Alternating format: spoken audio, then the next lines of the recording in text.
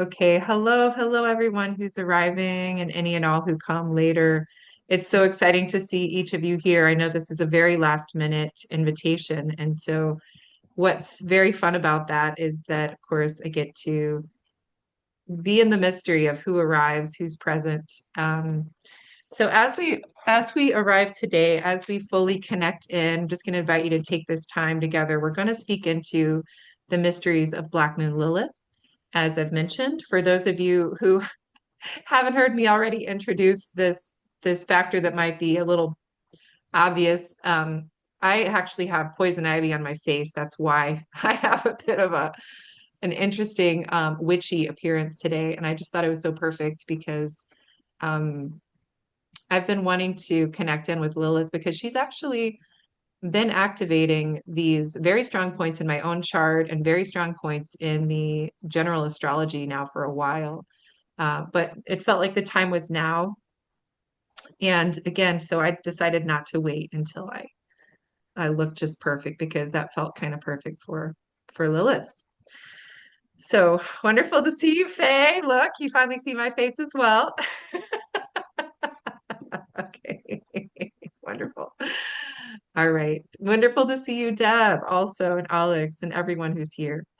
All right. And Robin, wonderful. Pearl, Katerina, wonderful to see you. Nina, Sarah, Shell. And if people want to put in the chat where you're coming from, that would be wonderful as well, just to kind of know where we're at. If you know the original peoples from the lands where you are, that's also amazing. For those of you who are just coming in now, what I was actually trying to find I wasn't successful at that, but was I was attempting to locate a good song, a good Beltane song. And when I was searching for that, part of what I was discovering was something that I also wanted to share in terms of imagery for you today, which was images of an area. And I'm not going to be saying it correctly. So if you're anyone who speaks Gaelic, um, you can correct me if you like. But there is a place in Ireland, it's Usniak, probably not saying it correctly. But as I was preparing for today, what kept coming very strongly was Usniak in Ireland, and it is a place where all of the roads meet. It's a very, oh, good, thank you, Robin. Um, it's a It was a place that was sacred for thousands of years where the Beltane fires would always be lit. Even up to this day, this present day, as of next weekend, there'll be probably 5,000 or more people arriving to light the Beltane fires. And they have been lit now for many, many years. And it was a place where the different tribes would come together for purposes of peacemaking, for purposes of culture weaving, for many purposes. But what I discovered today from a member of the Irish diaspora who is a priest and who is someone who is bringing back alive many of the traditions from Celtic Ireland. What he had mentioned that I somehow had not learned when I had visited Usniak or had not heard this is that this was the place where it said then in one of the very significant waves of history across ancient Ireland, this on the top of this hill of Usniak is where the first human ancestor sang the songs that would introduce the time of sacred humanity. And it was the moment when a deal had been made with the Tuatha De Danann, the original peoples of the land spirits, one could say, um, the Fae, the She, there are connections with all of these sacred beings where they had made the agreement that they would live in the inside of the world, they would live in the inner earth, and the humans would live on the upper earth. And this was what had been decided on this place, on the land, and Usniak. And so there's a poignancy to this story and a poignancy to this moment we find ourselves in, and a poignancy to this connection between Black Moon Lilith, who happens to be, from my perspective, the first or the last, you could say, the last holdout at the very root of these Abrahamic religions that have been holding sway, that have been playing out their storyline for the last 5,000 plus years. Lilith came before even Inanna. And so she's been wanting to be heard. And so she will be heard today. We will begin to speak into her mysteries and who she is, who she was, and who she still remains to be inside of each and every one of us. And again, I'm so glad for each of you who are arriving. I've been attempting to locate, because when I do these things, when I do these things last minute like this, to be honest, it's my very favorite thing because it feels so much more alive and so much more present and so much more what's wanting to be spoken in this moment. And I'm so grateful because I just located what I wanted to locate. All right. What I wanted to locate were images of Usniak. And I believe that Don um, is here. I'm gonna share this here in just a moment. I'm locating these stories just to kind of put us in. I feel like images are so helpful for us to put us into a space of connection with place, with time, with medicines. And in this case, I was so privileged to be at the Hill of at Uzyak um, in the summer of 2024. And so what came to me as I was preparing today was this land and Eru. And again, for those who speak Gaelic or Irish, please forgive my butchering of the language and of the titles. It's a little embarrassing.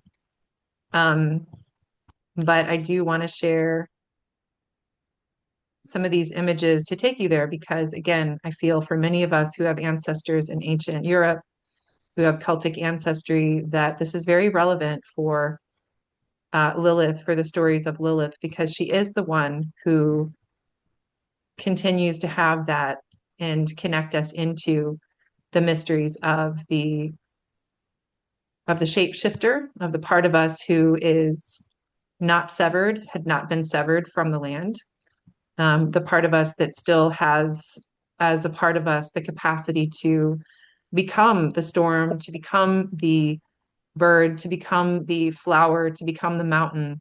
That's what Lilith is to me.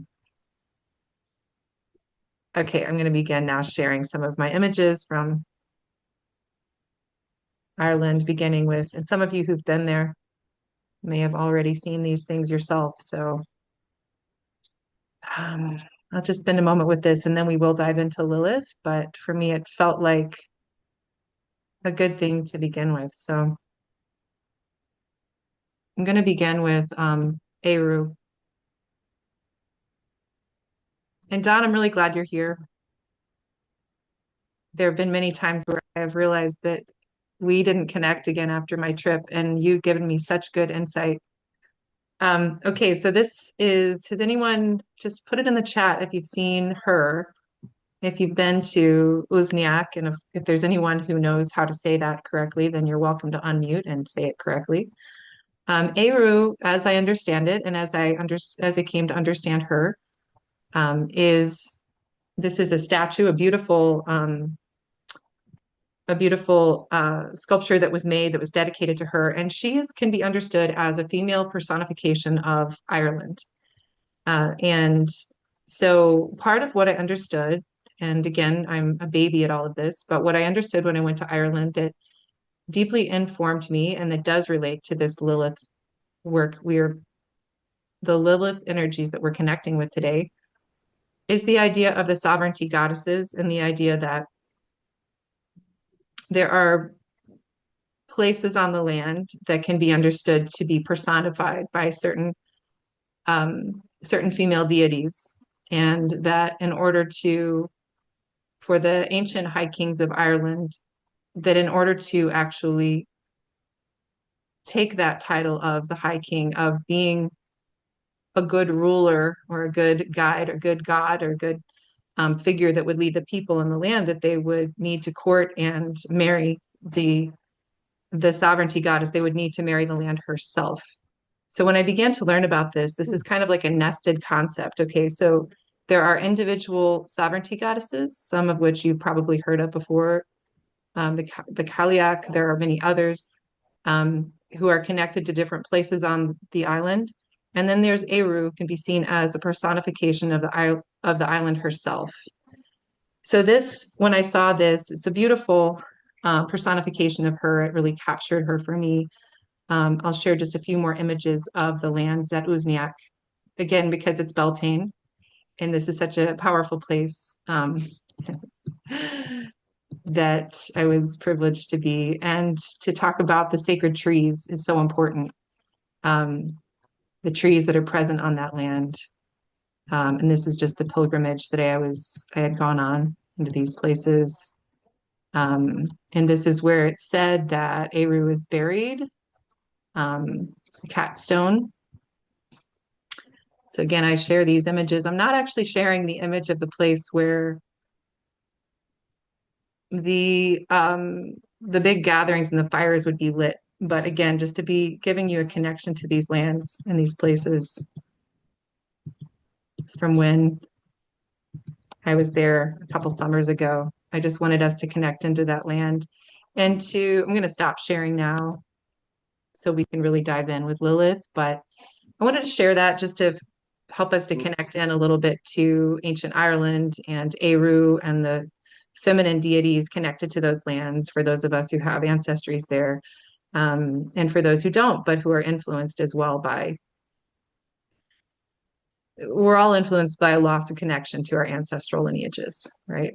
So in any case, I'm going to admit Shannon. So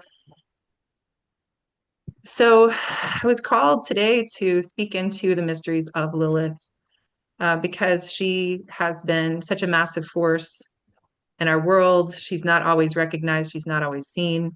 Um, but she has played a very significant role in what I and many astrologers and others might see as being one of the most profound passages that we as a human species have been navigating between 2025 and 2026. Not that these 2 years came out of nowhere. We have been navigating times of great mystery, great change, and a great turning, as Joanna Macy would say. Um, but my sense is what's happening from March of last year through July of this year has special importance for various reasons, including Saturn and Neptune coming together and still being quite vividly connected together, and many other features. But Black Moon Lilith has been uh, a very important part of all of this. And part of the reason for that is that she has been activating since October the Scorpio Sagittarius mystery. So she's been, among other things, transecting the part of the sky that is very much connected to Ophiuchus, or the great serpent healer. And so we have a tremendous amount of medicine there, and that she has been navigating in terms of the dream healing mysteries and the masculine healing forces that we are needing in our world today. She also, in the way that Black Moon Lilith moves and the way that she works, first I should say a bit more about who she actually is in terms of astrology. So let's talk about who she is in terms of astrology. Before I even do that, though, I will just stop for a moment and just breathe, because I know I'm just jumping right in there. And I just want to take a moment before I do that to just actually look at you.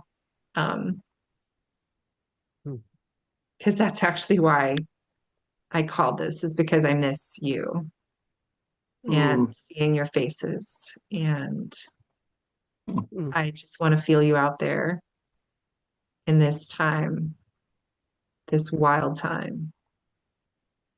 And it's so good to see you. Likewise. Same here. Whew.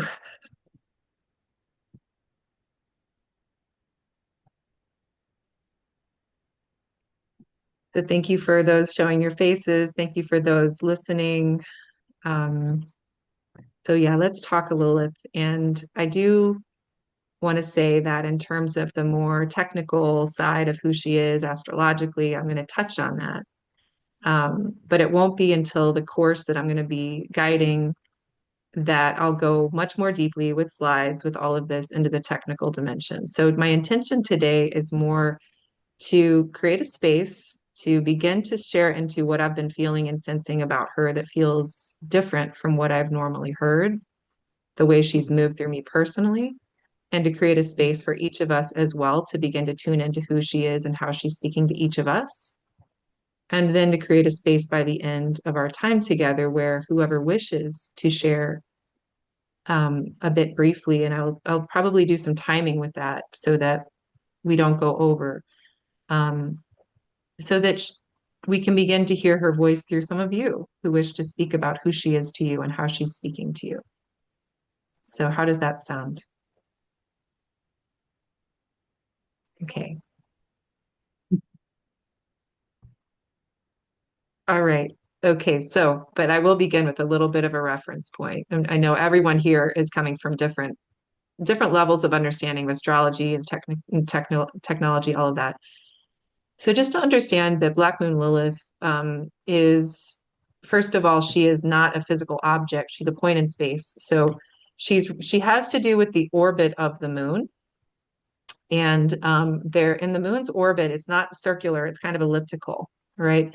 And there's a point in the moon's rotation where it's very close to the Earth, and then there's a place where it's at its furthest from the Earth. So that's, usually when a planet is at its furthest, it's referred to as apogee. So Black Moon Lilith is like the apogee of the moon. It's when it's that point in space that's furthest from the Earth relative to the moon's position. And so we understand when we consider that this she has there is a way that she connects to mysteries beyond what we understand. So we already understand her to be a sacred being of great mystery. Now, when we begin to, as astrologers, when a celestial object or a sacred point in space like Black Moon Lilith emerges into the collective consciousness, then we know that that's something that it's time for us to consider. It's time for us collectively. We're ready to begin to engage with this consciousness. Okay. So it's only been within the last, I would say, 15, 20 years, maybe, and even more so just with everything astrology blowing up most recently, that she's been much more visible. So it's only in the last couple of years, I would say, that more and more people are beginning to recognize what Black Moon Lilith is in the chart. But speaking about who she is, also, I should mention technically that there are two ways to look at Black Moon Lilith. So for those of you who follow an app or pay attention to when she's activated, there's two ways to look at her. There's what we call mean Black Moon Lilith, and that has to do with the average of where her position is in space because it's very erratic, and true Black Moon Lilith, and that is literally where that point is focused in space. And so I work with the true Black Moon Lilith. So when she is moving into a new sign, the way it works when you track new Black Moon Lilith is she stations retrograde about once a month. So she moves very strangely. It's like one step forward, two steps back when she's moving through the signs. But given that she spends about 9 months in a given astrological sign, and she will return to the same sign about every 8 or 9 years. So we're going to talk about sacred numbers, right? Sacred geometry, sacred numbers. Well, if you look at the number 8, that's very deeply connected to the Venus mysteries. So you can see already she's got a connection to Venus. And if you look at the number 9, we can think of 9 months, we can think of gestation. Again, it connects into the feminine mysteries. So from that perspective, astrologically, those are some things to consider. And as I speak about her, as I speak about Eru, as I speak of any of these things, I'm really going to encourage you to feel in your body, like really bring your awareness down deeper into your body and really sense into where you feel any and all of this as I speak into her. So where does that, and how do you feel that elliptical orbit of the moon? How does it feel? Where in your body would you locate that far side of the moon, that mysterious place on the other side that we can't see or feel that, but somehow is profoundly impacting us. Where is that in your body? Because Lilith, among other things, as a mythological, as a historical, as an archetypal, as a sacred being, connects us into our bodies. She connects us back into our animal natures. So where does that live in your body? One of the most potent teachings I received many years ago was the recognition that it was a couple of different ways it came through. First of all, it was Cindy Dale, a woman who works with intuition, with the chakric centers, a great scholar who's worked in that field for many years. I'll never forget the moment I read where she said, if you're going to travel into the astral planes, if you're going to journey, if you're going to do the shamanic journey, whatever it is, the most effective way to do that is to travel into your body. And the place where you want to enter is your high heart, your thymus, which is the point right about here. And what struck me when she said that was that she kind of mentioned it, but my imagination took hold and my recognition, once again, of many times, of a shamanic principle and a hermetic principle, as within, so without, as a literal kinesthetic reality, that the entire cosmos, the entire creation lives within our bodies, lives within our systems. And so if we want to contact and be in an intimate connection with a star that we love, or Black Moon Lilith, or Jupiter or Venus, that we can journey and we can journey into our own body because the entire creation lives in here, right? So that's also why I say connect into where Black Moon Lilith lives in your body because she lives in there. All right.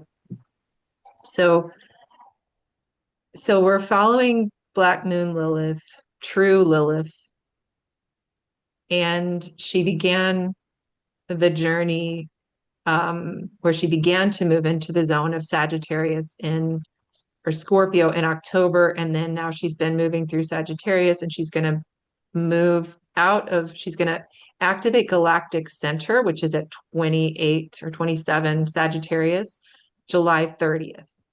So she's going to be completing for the final time. So she's going to complete her journey through Sagittarius um, in the end of July, but she's been moving into Sagittarius since October of this year. So late October to late July is the period of time where she's been moving through the sign of Sagittarius. So just to kind of put it in context. So we're going to talk about that. And the course I'm going to be teaching is going to be guiding us through this final activation of Venus in Sagittarius so that we get to experience her when she is transiting really vital points in the sky, including the magnetic attractor, which is at about 14 Sagittarius. That's where she is now. We get to also connect with her when she's at galactic center. But most essentially, that we get to really tune in and listen to her wisdom in the sign of Sagittarius. Because when we think about what the sign of Sagittarius is and its deeper frequency and its deeper truth and essence, it has to do with truth telling. It has to do with the mysteries of the prophet or the prophetess. And so, among other things. And so, my sense is that Lilith, um, and we'll talk a little more about who she is, mythologically, archetypally, that when we know that Lilith is, okay, I'm sorry. I know sometimes I spiral. It's like the example I'll give is that for those of you who track dreams, you might understand this principle of you wake up, and if you want to remember your dream, you start from the very end of the dream and you work backwards. Does that make sense? And so or even at the end of the day, you're trying to remember what all did I do today? You start backwards. So I will say, Gemini moon that I am, that sometimes that's how I work as well. So thank you for your patience with my spirals.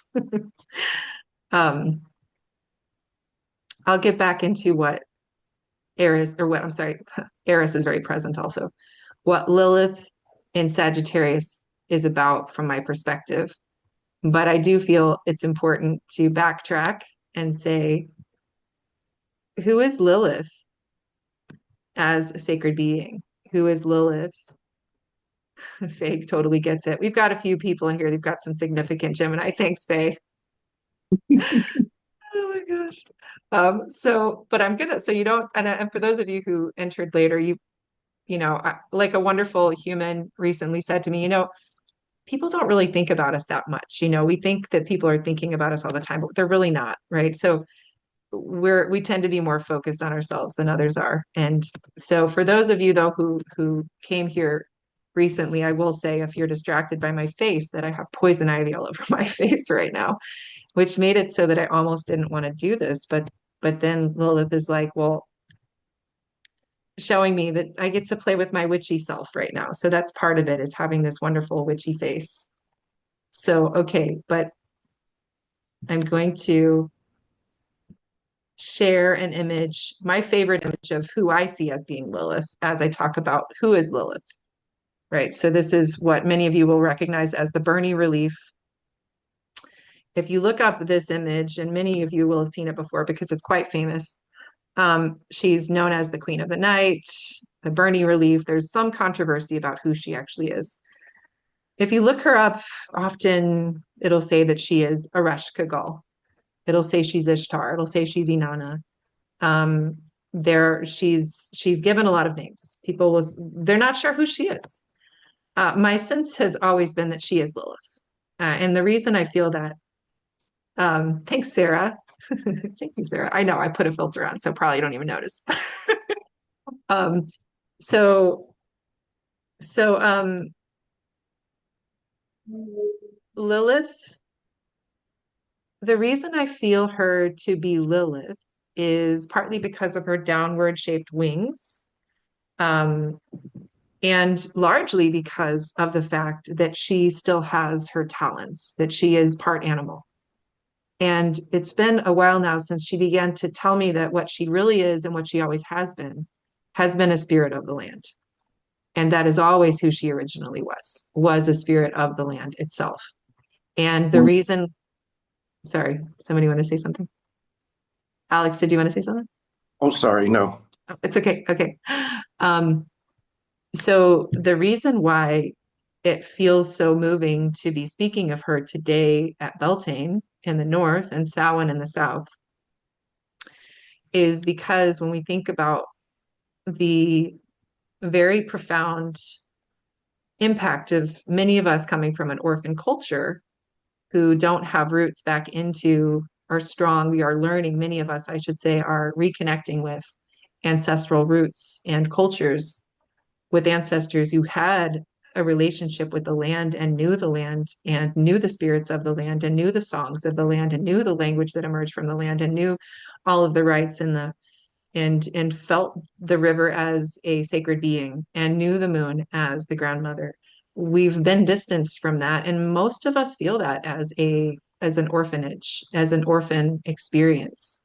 And when I think of Ireland and Eru, and when I think of going back there and the lands that did celebrate Beltane, I do think of again the story of Usniak and the way that there was a time in their stories in Ireland where the decision was made that humans would be on the top side of the earth and in the other world would be the Tuatha De Danann. And so there was this way that there was a separation that was made. And so when we talk about Lilith, when we talk about the she, when we talk about the Fae, when we talk about the sacred beings that we now see as mythologies, but that our ancestors knew as real, then when we talk about Lilith, she's so vital and important because we all come from peoples who had sacred cultures that emerged from specific lands. And yet, when we talk about the modern culture that the overstory that we're all living as a part of, that's also an important thing because we have to look at what land did those stories come from? What were the rivers, the sacred Euphrates? What were the mountains? We think about what's happening in those parts of the world now, and we send our tears and our grief and our sorrow and our rage that these peoples of these sacred lands and of the mountains and the rivers and the peoples that they continue to be brutalized at the ending of this form of empire.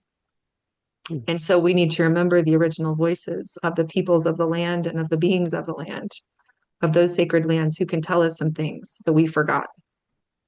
And Mhm. that's who Lilith is. And so, who is Lilith?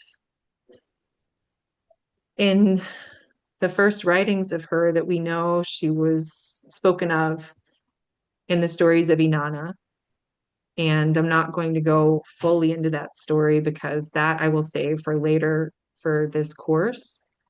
But I will say that primarily there are the story that she's featured in with these epic poems dedicated to Inanna and these stories of the great goddess Inanna of ancient Sumer or present day Iraq.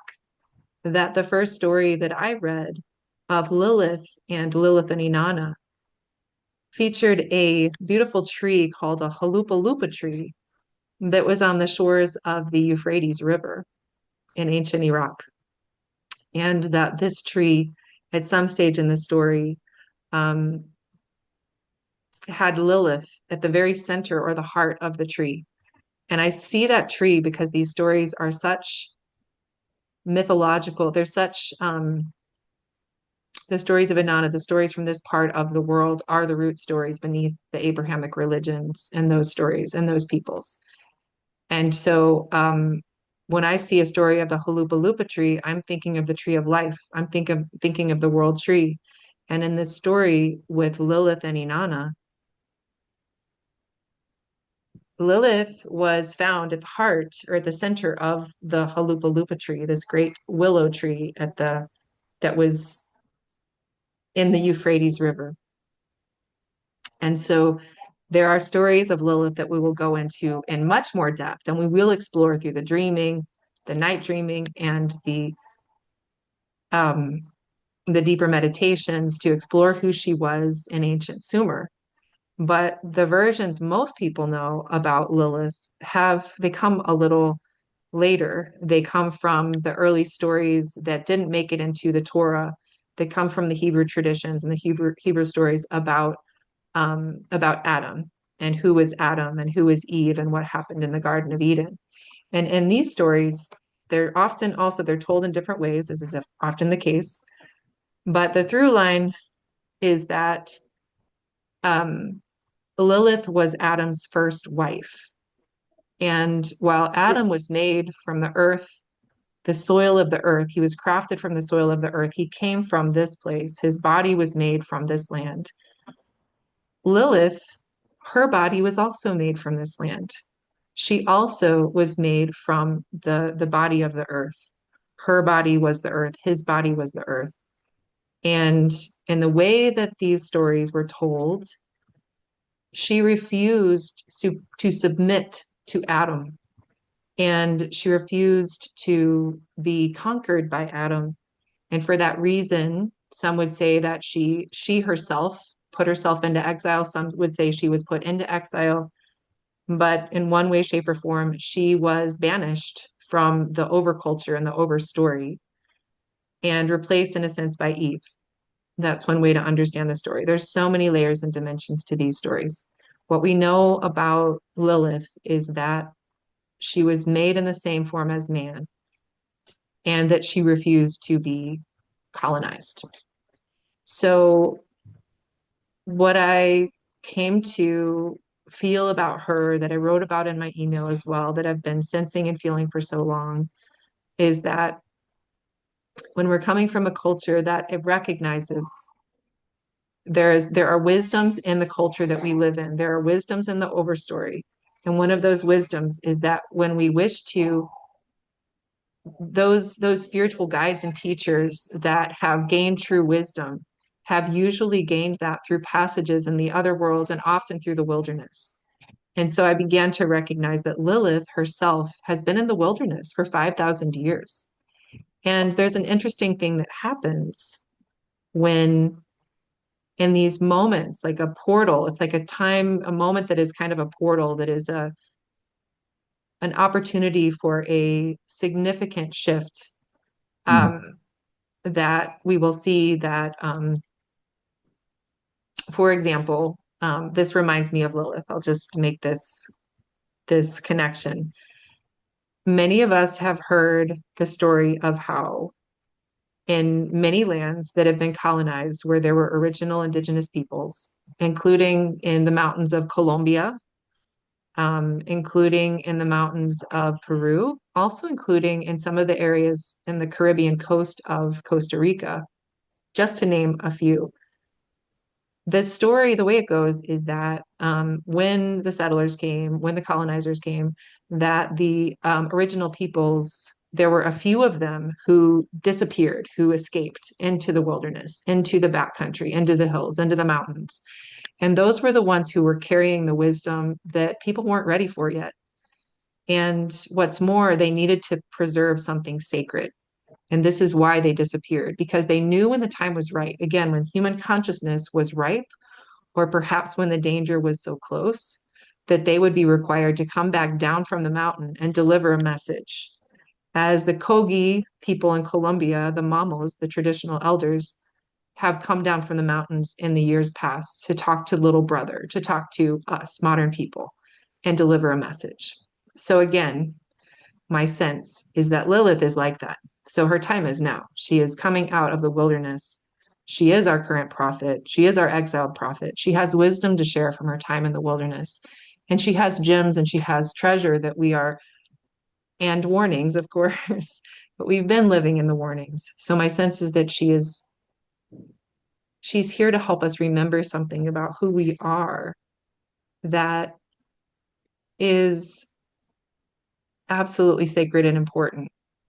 And so the other part of her story is that in many versions of the story, she is, of course, demonized, literally. Um, and so she is made to be seen as a kind of, some would say that she married Satan or she ended up having 1,000 demon babies a day. Like there are many stories about this. Um, and so that's how the stories describe her as often like a sex crazed kind of incubus figure. That's how people often talk about Lilith, or they have for many when they talked about her at all. And so, from my perspective, of course, that's just one of very many instances where the most sacred beings, the most sacred places, the most sacred stories have been turned upside down because that's the time we live in. And Mm. so, I don't know. I don't know exactly who Lilith is. I know how she's been coming through for me. Um, right now, Lilith is positioned aligned with a part of the sky called the Great Attractor. And whatever is positioned in that location is amplified, it's magnified. Just to understand that point in space, it's a also there's a region close called Shapley's supercluster. I haven't kept up with the new research, but what we know about this place where she's aligned right now is that it is immensely magnetic. It's like this great womb that is pulling our galaxy and many others toward it at a very rapid rate. So it's this very magnetic, potent, feminine, dark energy that is very essential for us to connect into its mysteries right now. And so Lilith is right there. And so it feels to me like this is a good day to be amplifying her message. All right. Mm. So I've talked a lot. I'll say one other thing about her before I want to just stop talking and instead create a little space for deeper listening for us as a group. And that is, might sound a little off topic, but I think when we start to do shadow work, which, I don't want to diminish the largeness of who she is into a current psychological frame, but there are aspects of this that is that um, when we work with the shadow in some way, shape, or form, they talk about the golden shadow as well as the darker part of ourselves that we're hiding. And when we look at Lilith and how she shows up in our personal chart or how she shows up in the collective, and right now as Lilith is in Sagittarius, um, we know that she has to do again, Thanks, Sarah. Um, she has to do with the part of us that's been exiled. She has to do with the part of us who actually, and the way I've been seeing her today is each one of us have had experiences in our life where we said no to something that cost us dearly, where we stood up in some way where it came with a great cost.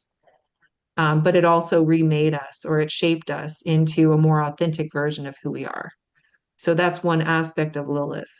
And so sometimes that can be who she is. It also can be the part of us that we shut down, that might have felt too scary. It could have been too sexual, too alive, too connected to the earth. Um, but lately, I've been thinking about little girls. And I have a little 3-year old who lives in the apartment above me. And I hear her screaming so much. She'll run back and forth all the time. And she makes these feral sounds like a wild mountain lion. And she's just so like full of life and fire. And recently I have a fairy godchild who also has that fire. And the term that my friend, the mother of this girl, told to me that I'd never heard before was pre-tame. They talk about pre-teen, right? It's pre-tame. So little girls before they get wild, before they get tamed, right?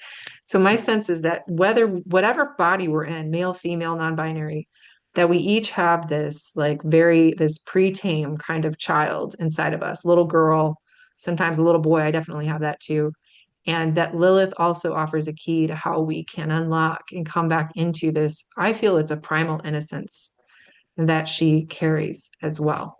So I'm going to I'm going to end my what I'm sharing right now here. But again, I love the Bernie relief. I love her owl talons. I love the lions and her familiars. I love the horns on her head. She is chimeric. She is part human, part animal, like many of the Mesoamerican deities. And to me, she is a key to something we lost that is beginning to be remembered. So, all right. Thank you, everybody, for being present for all of that. Mhm. And yeah, so let's just take maybe a couple minutes. I'm going to invite everybody just to maybe put a hand on your heart, a hand on your womb. And just as you begin to allow the breath, allow your awareness to drop into the breath and to really begin to sense the sensation of the breath entering the body, bathing the lungs with oxygen. And with the out breath, just gently becoming aware of the offering that you're making to all of the green things around you.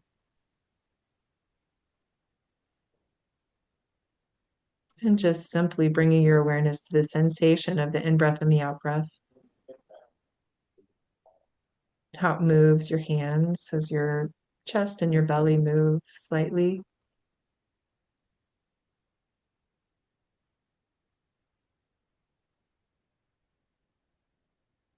And becoming aware of the way that even just with a little bit more presence, the breath begins to naturally drop and deepen.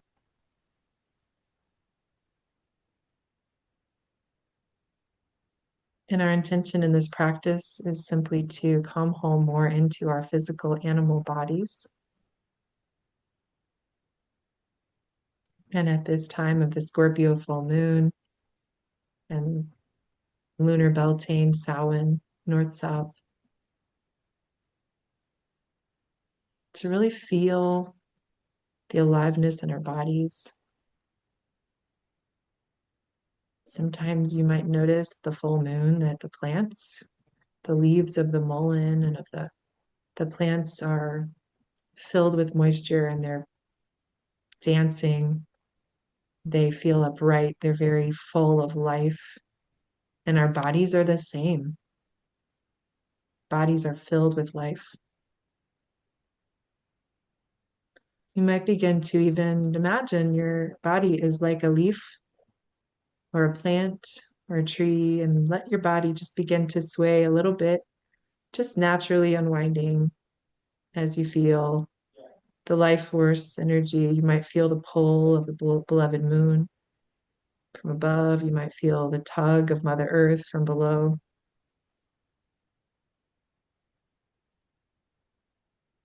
Feel your connection to all these sacred forces of life. Let yourself move with the rhythm of Mother Earth and cosmos. Knowing you are a child, you are a daughter, you are a son, you are a child of this beloved creation.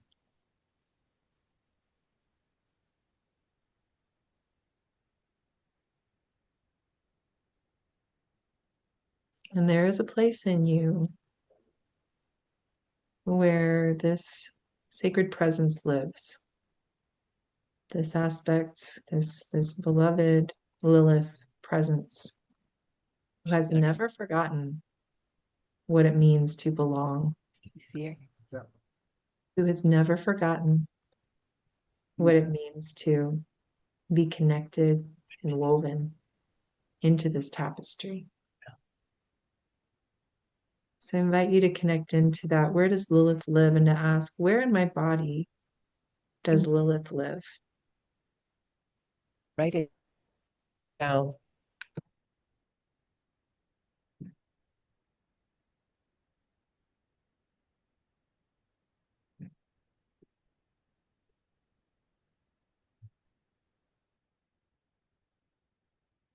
And as you connect to where she lives in your body, just feeling, how do you feel her? What is the sensation? Do you feel, is she warm? Is she cool?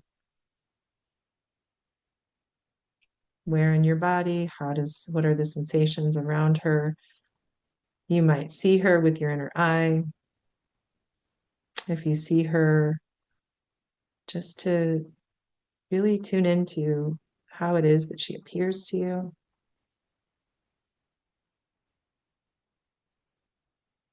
With openness, curiosity, might drop in even further and just connect. And if there is any message she might have for you, you might hear it. And there's no wrong way to be in connection with her. This is a very beginning.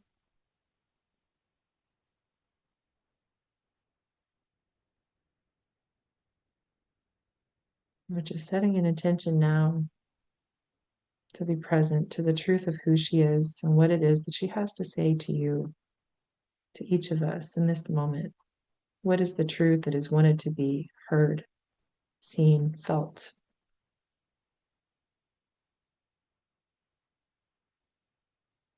And just take a moment more with that truth, whether sensation, word, vision, subtle felt sense.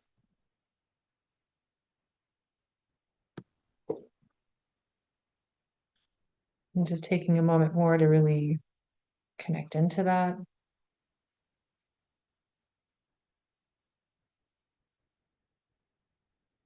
And in a moment, we're going to take a couple good deep breaths and return into the present moment, return to the room.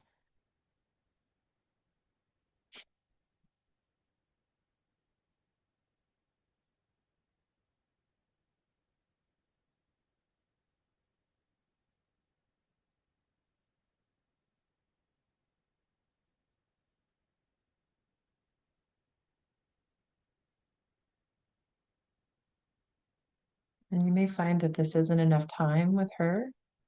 And so, what I will invite you to do is when we're done here, to promise that you will take time today at some later time, even if it's before you go to bed or even in bed, to reconnect to this space and to listen a little deeper. Maybe ask for Lilith to begin to speak to you in your dreaming of what you forgot, what's ready to be remembered. Let her know that you will return. And so let's take time now. Take a breath. We're going to just tap the top of our knees, our thighs, The intention being that we bring ourselves fully into back into the circle. When you're ready to open your eyes.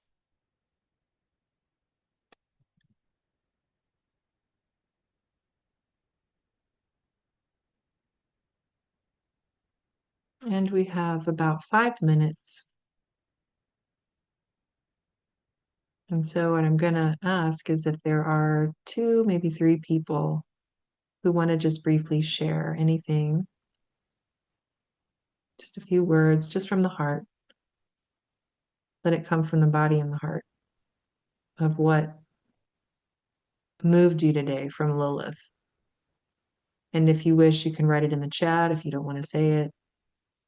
I know some of you are still very much there, and so that's fine, that's okay.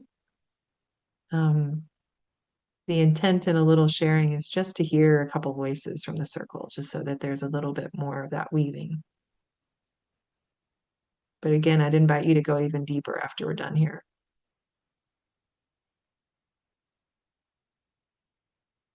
So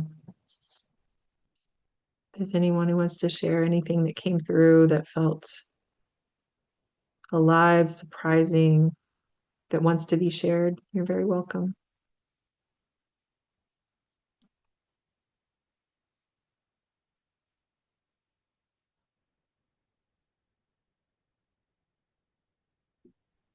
Hi, Sarah.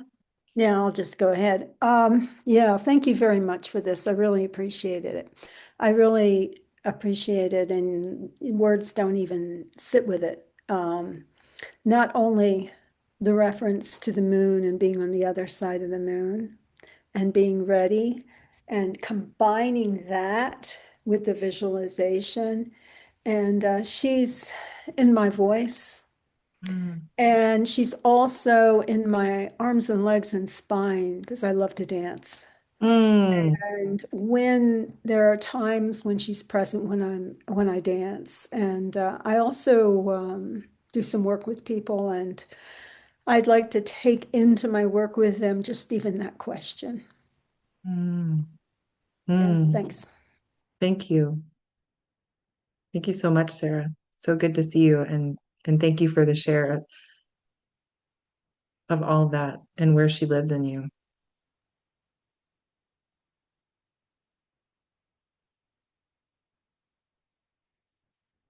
Don says, work that I do has a dark side to it.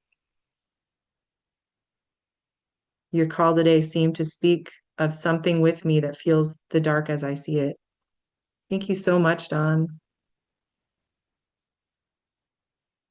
And just not to call you out at all, but just to say, I know that Don, you have a strong connection to Ireland and the sacred lands and your ancestry. And when you talk about the dark, I know for myself, it's been when I consider what we've lost in terms of cultural language and wisdom, to me at least, part of the reason I'm on this call today is because so often when I encounter that darkness, it bumps up against certain frequencies of Christian training that I still find very uncomfortable. And so that's part, I think, of what many of us are trying to reconcile. Um, so thank you. I'm so glad.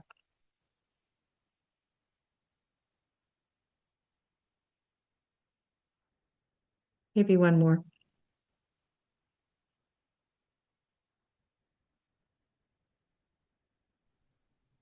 Thank you, Tammy. This is so timely. Um, I'm really struck by so many things. The fact that Artemis was just on the dark side of the moon just seems Hello. telling in some kind of Right. way. Yeah. But Lilith herself is speaking really loudly through me, and and particularly that idea of this exiled parts of myself are being reactivated. Um, and the message that came, well, first of all, I feel her very strongly in my throat and my ovaries. my wound Mm, space. I first really felt or heard her in my adult life after I gave birth in the hospital. And before we came home, I told my husband, I told Dennis, I'm never going to do that again. I will never have a baby in the hospital again. It will be on my terms and it will be at home. mm, And it was so fierce and so clear. And having second baby at home was a defining part of my journey and my life. And really grateful for that because that's something I'm having to return to again at this juncture with new interface with the hospital system, all that. So mm. anyway, I could talk forever, but it's really nice to have just the affirmation of Lilith coming Yeah, back thank in my you. own life. Thank you. Yeah, thank you. I love that. It sounds like she showed up for you at a time when you needed to make a different choice. Mm, mm. Is there one other person it feels like or not? Is it just everyone coming to say goodbye?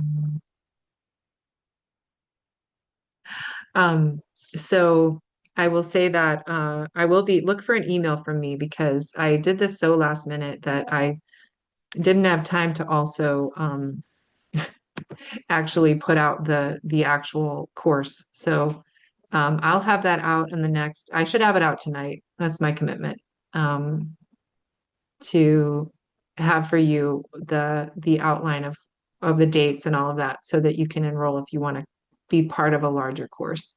That will be some of you, and some of you this will be fully enough. And so either way, I just am so grateful for everyone who's shown up, and it's been so rich. And yes, thank you so much. And it's just so good to see each of your faces and hear your voices and to see you and just sending a whole lot of love. And I will share more and hopefully see some of you um, in this longer deepening into the Lilith mysteries.